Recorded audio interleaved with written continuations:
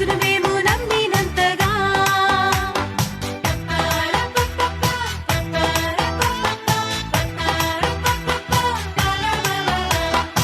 ఆవగింజంత విశ్వాసం నీలో ఉన్నదా?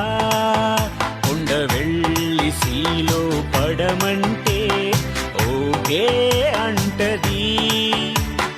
నీవే నమ్మవంటే ఎన్నో చేసేయొచ్చు. యేసు నీతో ఉంటే అన్ని సాధ్యమే.